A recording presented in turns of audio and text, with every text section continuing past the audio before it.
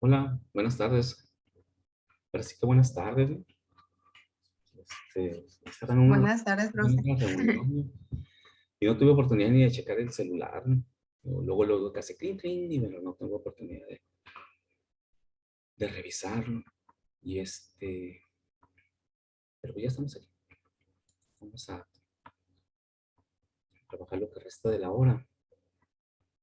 En nuestra...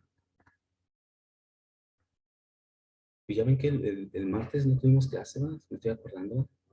Tuvimos, menos, pero ahí. Es que tengo, no sé, tengo una hora de laboratorio en Itson y nos la volvieron presencial los martes. Y así que me vengo corriendo. Y normalmente llego 15 minutos, pero no falta, ¿no? El martes tuve muchos problemas por las vialidades. Y no, hombre, ya cuando les mandé, sí, me acuerdo que les mandé el mensaje por WhatsApp. No, todavía no podía salir de los atorones ahí en Ciudad Obregón. Se me complicó bastante. Y, y normalmente hago 15 minutos en el traslado, pues salgo 10 de allá y llego aquí 10. Y aquí que me conecto y eso pues ya son 15, ¿no? Pero el martes estuvo fatal, fatal, fatal. Bueno, vamos a iniciar con la clase, ahorita vemos quiénes estamos, ¿no? No, este, ¿En qué nos quedamos, Nicole? Que nos ilustraras en qué tema que estamos viendo. Pesca, termodinámica, química dinámica, fenómenos.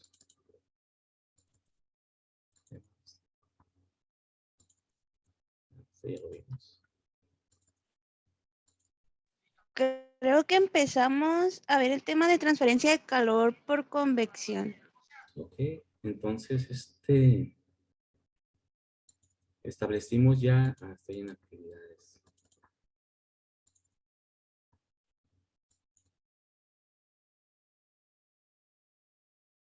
Aquí está.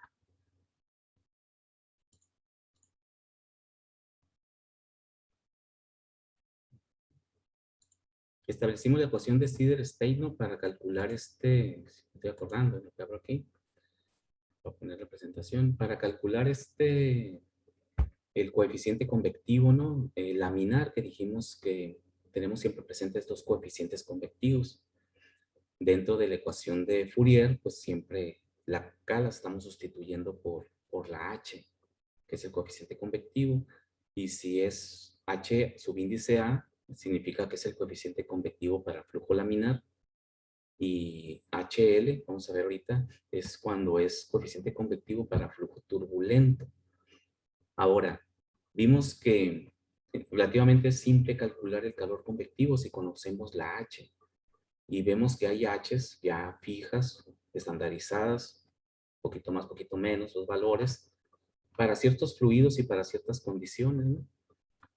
Por ejemplo, siempre se maneja que para el vapor de agua que se condensa por afuera de una tubería, que le está transfiriendo calor a un fluido que va por dentro, se maneja un H para el agua de 10.300 watts sobre metro cuadrado Kelvin. Y es un valor estándar que se utiliza mucho en ingeniería, para no calcular el coeficiente en el exterior. El principal coeficiente que nos interesa a nosotros es el coeficiente que va en el interior, mi coeficiente de trabajo. Entonces, ese coeficiente, pues normalmente no lo podemos obtener porque depende de las características de mi fluido que va en el interior. Y el de afuera, pues sí, ¿no?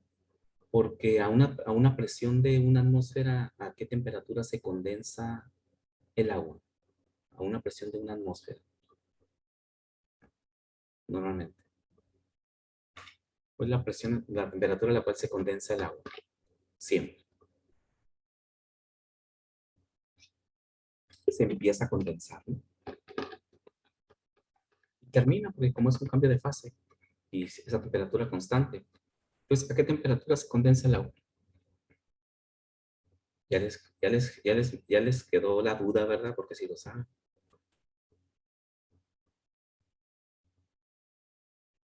¿A qué temperatura se empieza a evaporar el agua?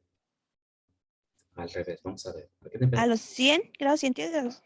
Y entonces, ¿y a qué temperatura se empezaría a condensar?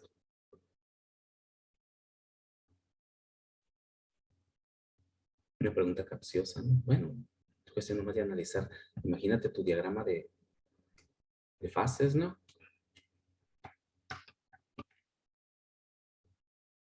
¿A qué temperatura se condensa? ¿A la misma o a otra? Pues una más baja.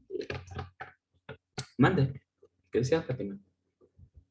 Fátima. A una más baja, pero no sé si se refiere a los 0 grados, ¿no?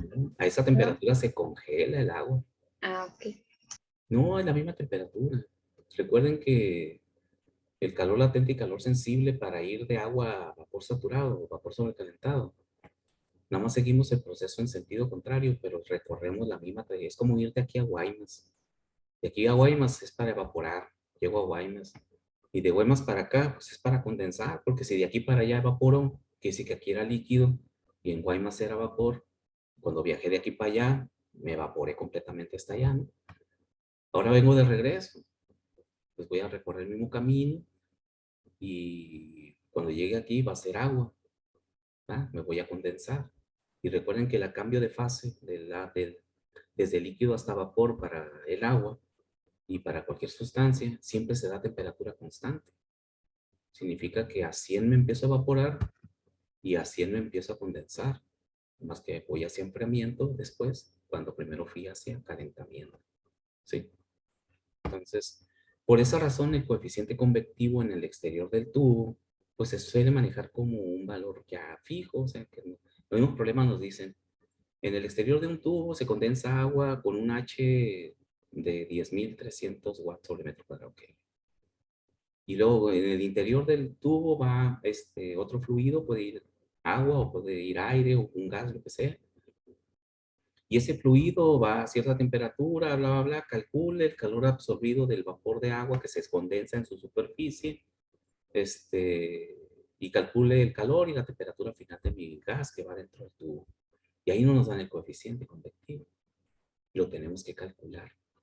¿Sí? Porque el coeficiente convectivo en el interior del tubo, pues ya depende de las condiciones que vaya mi tubo ahí, mi fluido dentro del tubo, qué temperatura lleva, qué densidad lleva, qué viscosidad lleva, ¿sí? Todas las propiedades, qué conductividad tiene el fluido, si va muy rápido, número de Reynolds, ¿va?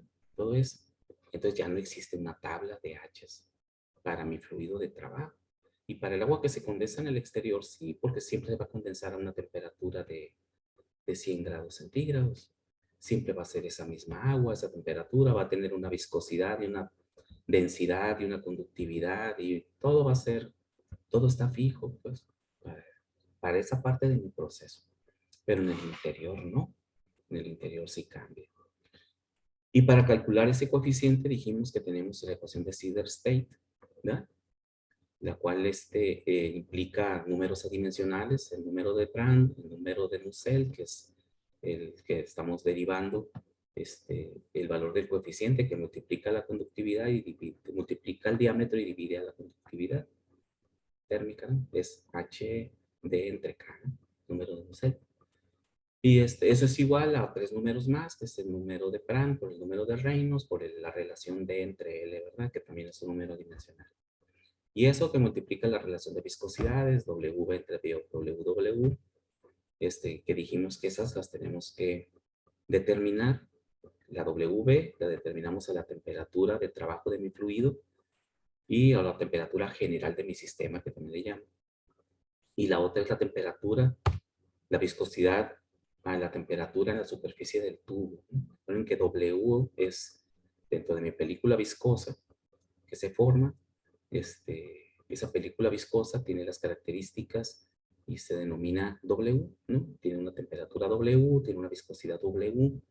En esa pequeña película viscosa que se forma siempre que un fluido está en contacto de una pared, con diferencias de temperatura, ¿no? Se forma una película viscosa.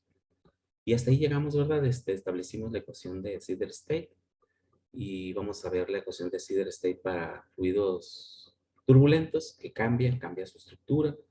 Le vamos a poner porque es una ecuación dijimos que era una ecuación semi-empírica, ¿no? O sea, se desarrolla en función del estudio del proceso matemáticamente, físicamente o físico-químicamente. Pero una parte importante es por investigación directa de laboratorio, ¿no? Para establecer ciertos parámetros, sobre todo los números adimensionales, ¿no? Suelen ser más empíricos, ¿no? Funcionan, por eso están ahí, pero si tratamos de encontrar dónde estuvo la integración, la derivada y ese rollo, nos damos cuenta de que no existen, ¿no? Sino que se generó a partir de un proceso empírico, pero funciona. Entonces, eso ya lo pasamos. Y aquí establecimos, ¿no? Bueno, esto fue cuando vimos que si el tubo era muy largo, tenemos que calcular una temperatura media, y era la relación entre la temperatura del tubo y la entrada, y la relación entre la temperatura del tubo y la salida, ¿no? Y la media de eso, es una simple media aritmética. Y aquí estábamos, ¿no? Esta es nuestra ecuación. Entonces, también tenemos la misma ecuación para, la misma expresión para un flujo turbulento. Chequen que el subíndice ahora cambia, es HL, ¿ok? Pero sigue siendo la misma relación, el mismo número de Nusselt, multiplica por D y divide entre la K. Y acá cambia la estructura de la ecuación, ¿sí? Mientras que acá es el producto de los tres, ¿verdad? Elevados a un tercio por 1.86. Acá es número de Reynolds elevado a la punto 8 por el número de Pran, está encimadito ahí, ¿no? Porque lo anoten correctamente. Por el número de Pran elevado a la un tercio. ¿Sí? Y todo eso multiplica 0.027. Son tres factores. 0.027, número de Reynolds a la punto 8 por el número de Pran a la un tercio. Por la misma relación de viscosidades, ¿no? W entre WW a la punto 14. Este término es idéntico. Pero el producto de estos tres sí cambia, ¿no? Para que lo anoten correctamente ahí. Entonces eso nos permite, si el flujo es turbulento, primero vamos a validar el flujo. Ya validando el flujo, ya podemos determinar las propiedades de mi fluido, su viscosidad, su otra viscosidad, el cálculo, el número de Prandtl ya se encuentra establecido para diferentes temperaturas y diferentes flujos. Hay tablas de propiedades en donde vamos a leer el número de Prandtl. Si no existiera por ahí, lo tendríamos que calcular con la ecuación del número de Prandtl, ¿sí? Tendríamos que conocer la capacidad calorífica de mi fluido ahí, la densidad que tendría esa temperatura y la conductividad, y lo calcularíamos de esta forma, pero nunca me ha tocado calcularlo, porque todos los fluidos que trabajamos, y normalmente es el aire o es el agua, ya hay tablas de número de Prandtl, pero si hubiera otro fluido por ahí, de repente, y dijéramos, es que no tengo la tabla para ese fluido y no conozco el número de Prandtl, pues lo calcularíamos con sus otras propiedades físicas y químicas, ¿no? Pues físicas en este caso, todas son físicas, la conductividad, la densidad y la capacidad calorífica, ¿sí? Entonces no hay límite. Y y ya con eso,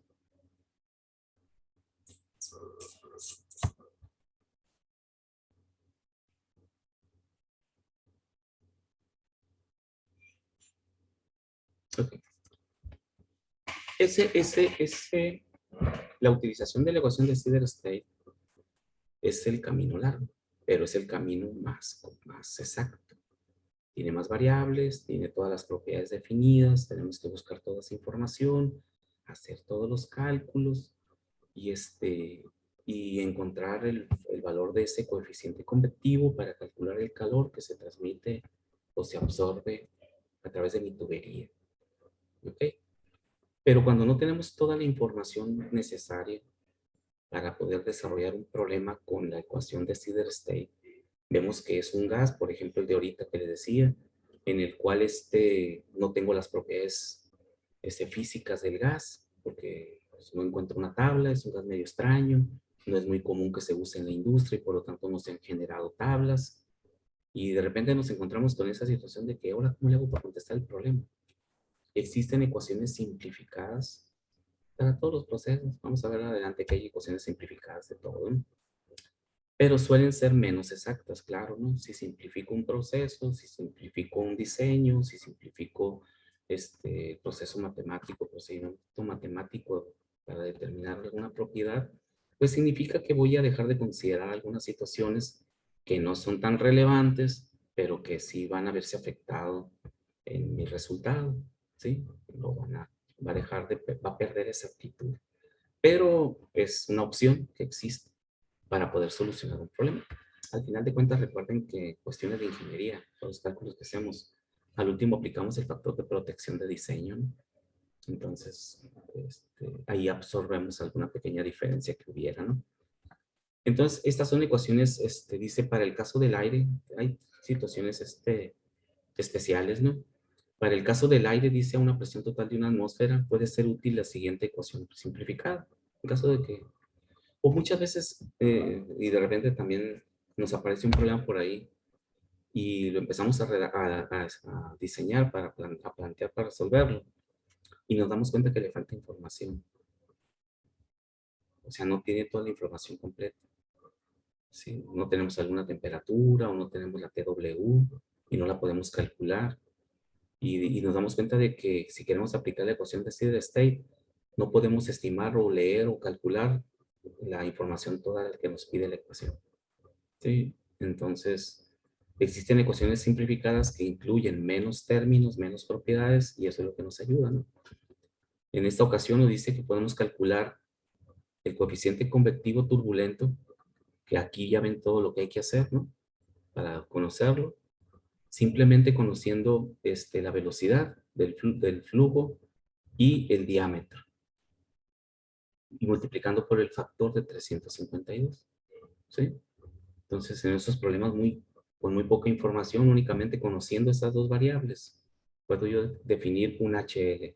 No va a ser exactamente igual que va a tener una diferencia, pero cualquier diferencia eh, del 20% o menos es aceptable para diseño de ingeniería, ¿no? Ya sabemos eso, ¿no? Entonces suelen ser útiles para casos especiales. Hay que tenerlas por ahí a la mano por si en un determinado momento nos sale un problema y vemos que no conocemos la información, no nos da más temperatura, no nos da más datos, y observamos las ecuaciones simplificadas, vamos a ver que las podemos contestar con eso, ¿no? Y está para el sistema inglés y para el sistema internacional, ¿no? Y nada más con estas dos variables. Es en caso del aire, ¿no? Para en caso del uso del agua, dice, es muy común en los equipos de transferencia de calor, sobre todo en calderas o en tubos de... Al final tenemos una partecita de intercambiadores de calor en este curso, ¿no? Ahí lo vamos a ver. Y vamos a usar ecuaciones simplificadas, porque si no, necesitamos un mes para contestar un problema, ¿no? Nos vamos a una ecuación simplificada y rápido obtenemos el coeficiente sin necesidad de estar haciendo todo el proceso anterior. Al final de cuentas, todo se simplifica, ¿no? Pero hay que saberlo hacer por el camino largo primero, ¿no? Una ecuación simplificada dice que se aplica en un intervalo de temperaturas entre 4 y 105 grados centígrados. Y tenemos aquí también el modo de calcular HL para el agua, este es HL para el aire, ¿no? Entonces tenemos únicamente la temperatura en grados centígrados igual B entre de las mismas variables de acá arriba, ¿no? Aunque conozcamos eso, y la temperatura a la cual, que tiene que estar dentro de este intervalo de temperatura, podemos calcular el coeficiente convectivo fácilmente aquí, rápidamente. Y también está en el sistema inglés. ¿Sí? Y finalmente nos dice la siguiente, es una ecuación muy simplificada, lo cual significa que es mucho menos exacta, que puede usarse como aproximación para líquidos orgánicos. De repente nos sale un compuesto ahí orgánico que va, siguiente compuesto orgánico, fulano de tal, que va por una tubería y se requiere calcularse la cantidad de calor que absorbió, y vemos que tenemos tablas de aire, tablas de agua, y ahora ¿qué hacemos, no? ¿Cómo calculo HL si no tengo tablas para leer las propiedades para aplicar la ecuación de Steady State? Pues nos vamos con nuestra ecuación muy simplificada, pero es una forma de resolverlo, ¿no? Obtenemos un dato. Y igual, chequen que las dos variables en todas son las mismas, B entre D, ¿no? Lo que cambia es la estructura, nada más de los valores numéricos y los exponentes, ¿no? Bueno, hasta eso que el exponente, observen que en estas dos, en todas es el mismo exponente. Lo que cambia es el valor, ¿no?, numérico. Para el sistema internacional y para el sistema inglés. ¿Ok? Entonces hay que tener nuestro formulario a la mano para cuando estemos haciendo los proyectos. Ahora tenemos otra situación también que se puede presentar en los problemas, de que nuestros cálculos a partir del número de Reynolds siempre los hacemos en función de tuberías circulares, ¿verdad? La D, el número de Reynolds, es el diámetro del tubo, diámetro interior. Pero ¿qué pasa cuando tenemos otro tipo de formas geométricas para nuestro sistema conductor del fluido? O sea, no siempre van a ser redondos, pues es lo más común, pero también se observan rectangulares. Hay muchos intercambiadores de calor, sobre todo en las plantas de energía, que utilizan sistemas incluso de intercambio, sistemas abiertos, sistemas cerrados, y suelen ser de formas geométricas rectangulares o como cuadros, ¿no? Forma cuadrada, pues, ¿sí? Entonces aquí con estas ecuaciones podemos calcular el diámetro equivalente.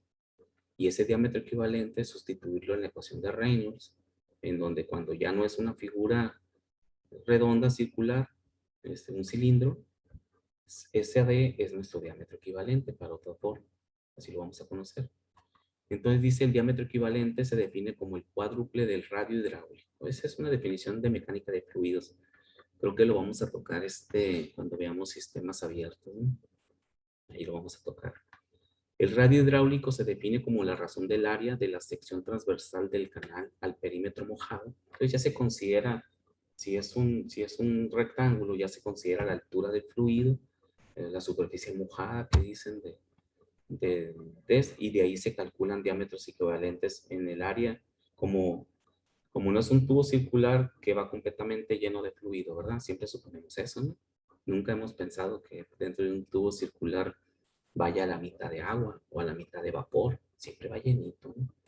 Entonces, cuando es un sistema de otra forma, también puede ser que no vaya completamente lleno. Entonces, se toma como la superficie mojada o la superficie húmeda, así se determina. Entonces, dice para un espacio anular. ¿Qué significa un espacio anular? ¿Cómo se imagina un espacio anular?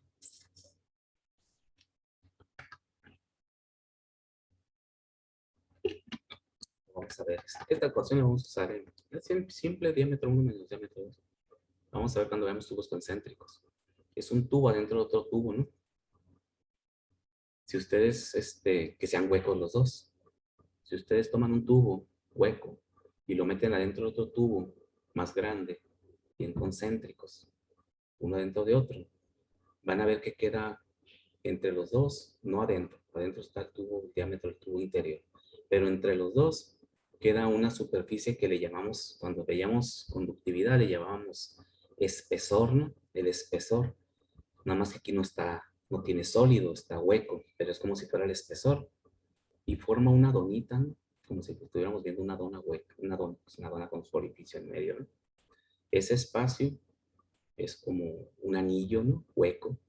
Se le llama espacio anular, ¿sí? Es entre dos tubos concéntricos.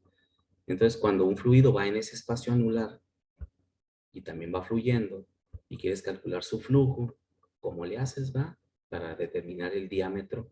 Para el tubo que va en el centro, sí, porque ese es el diámetro interno. Pero para el fluido que va en el otro tubo más grande y que en el centro está ocupado por el otro tubo más pequeño y nos queda nada más una sección anular, ahí tenemos que ver cómo calculamos el flujo. Pues el diámetro que vamos a utilizar es la relación entre los dos diámetros. Diámetro 1 menos el diámetro 2.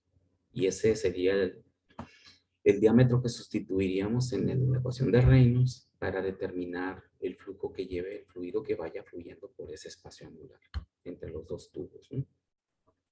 Para un ducto rectangular de lados A y B, rectangular, A y B pueden ser iguales, sería un cuadrado, ¿no? Si son diferentes, pues sería un rectángulo, ¿no? Si B es muy alta y A es cortita, pues ya prácticamente es una placa hueca, ¿no? A través de la cual va fluyendo el fluido. Para determinar el diámetro y poder determinar el tipo de flujo que lleva el interior de ese ducto rectangular, pues tenemos esta relación, ¿sí? 2 que multiplica a la altura por la base entre la suma de A más B. Así de fácil, ¿no? Son ecuaciones matemáticamente diseñadas. Hay que anotar ahí nada más para que sepamos cómo calcular el diámetro para un espacio rectangular.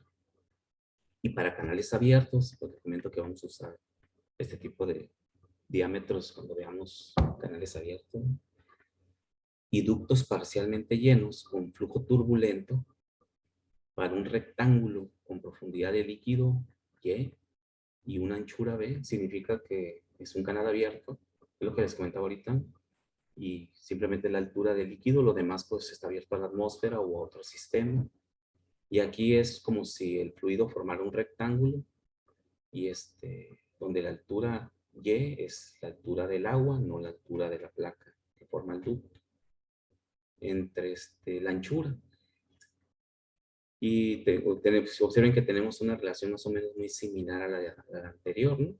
Únicamente que aquí el ducto rectangular es un ducto cerrado, que vamos a suponer que va completamente lleno, y este es un ducto que está abierto y por lo tanto normalmente siempre tiene un nivel más bajo, ¿no? Y lo calculamos de esta forma. Estas serían nuestras ecuaciones para determinar ese diámetro equivalente. ¿Ok? Y ya con todas estas herramientas, las ecuaciones, lo que hemos platicado, pues ya podemos empezar a hacer problemitas, ¿no? De convección, que lo haríamos la próxima clase. ¿Alguna pregunta? ¿Alguna duda? Profe, Sí. voy a repetir, ¿qué días son los que usted va a tener clase presencial antes de nuestra clase? Los martes. Ah, es que Es el pensé martes, que el iba a martes ser para que... el viernes. No, el martes, el martes. Ahorita ha sido extraordinario, fue extraordinario, pero el martes sí es sí es fijo, pues, porque sí me voy a ir a las 12 y salgo a la 1:30 ya vengo de regreso, pero no falta, pues. No falta que agarre todos los semáforos o que el camino esté hecho pedazos como está ahorita y pierdo más tiempo, pero el martes, ahí para que me den un rango de unos 10, 15 minutos el martes, en caso extraordinario, ¿no? Porque sí trato de salir lo más pronto posible de allá para venirme, pero como al final que la bioseguridad, y no falta que te llegan visitas ahí, de repente llegan, nos andan checando la bioseguridad y me entretienen y digo, ching, ya me tengo que ir y van llegando estas gentes, no falta, pues, y los tengo que atender para las recomendaciones y me hacen ahí, así nos van a hacer en el test, ¿no? Me hacen auditorías a ver si estamos cumpliendo con las normas de seguridad. Entonces, así vamos a estar también acá. Pero sí sería el martes. Muy bien, ¿alguna otra pregunta? Profe, Dime, Nicole. ¿qué va a pasar con el examen? ¿Cómo que va a pasar con el examen? Ya lo tenemos, ya lo definimos. Ya, Dijo que era ahora, pero no lo puso. no era hora que no lo cambiamos para la semana pasada, para la semana que entra. El, el de mecánica, que no es el viernes. Ajá, el de mecánica era el viernes que venía. Sí, es el viernes. Yo estaba seguro, sí, sí, sí es cierto. No, pues díganme un día de la otra semana. Lo vamos a tener que mover. Se me cruzó con el otro de mecánica. Estaba el viernes primero. Profe, Dime. y también que no se le olvide subir los Sí, sí. repasos. Sí, sí. Dije, a ver si me salvo que me lo recuerden. Ahí lo tengo anotado ahorita, hace rato lo vi. Sí, ahorita les envío eso. Y pues aprovechando, pues ya también No, pues es que el otro viernes es mecánica. ¿Qué les parece? Pues el martes. pues, aprovechando que es el día que yo también tengo la complicación esa, mejor ustedes comienzan su examen el martes. Y yo ya llego y ya veo si hay algún pendiente. Y lo dejamos para el martes que entra. ¿Qué les parece? Ya les subo su actividad de repaso para que practiquen el fin de semana. Octubre. Sería el martes 5. Voy a ponerlo aquí. Sí, está ¿verdad? bien, profe. Dejamos para martes 5. Y fíjate, yo estaba con la idea de que era viernes. Martes 5. Hasta ley de Fourier por conducción. Ok, muy bien. ¿Algún otro pendiente? Si hay pendientes, ¿no? ¿Algún otro pendiente? No. Bueno, nos vemos al ratito entonces a las 3, ¿no? Para mecánica vi que algunos ya resolvieron el problema, ¿no? ¿Cuánto dio? 87.7. Ajá, Sí, 87.6 creo. sí, lo estuve revisando. Lo resolviste igual que haciendo el mismo planteamiento del densímetro, ¿verdad? Porque es el mismo principio, ¿no? De flotación, con un Ujú. cambio de altura, ¿no? Y y ya despejaste el valor de H, ¿no? De esa relación. Y sí, ahí lo vi hace rato. Muy bien, qué bueno. Ya lo planteamos al rato y vemos si los demás pudieron encontrar el resultado y ya resolvemos un último ejemplo similar a uno que viene en la tarea. No sé si ya lo hicieron ese de la tarea, el de la compuerta. No hemos resuelto ni un problema de ese tipo y vamos a resolver uno por si tuvieron dudas al resolver. Creo que esa tarea ya se entregó o se iba a entregar, algo así también. Entonces, al ratito lo vemos eso, ya para cerrar el tema y estar bien listos para el examen, que es el viernes 8, ¿no? El viernes 8 de mecánica. ¿Sale? Entonces, nos vemos al ratito. Gracias, profe. De nada. Gracias, profe. Bye. Bye. Bye. Gracias. De nada, hasta luego.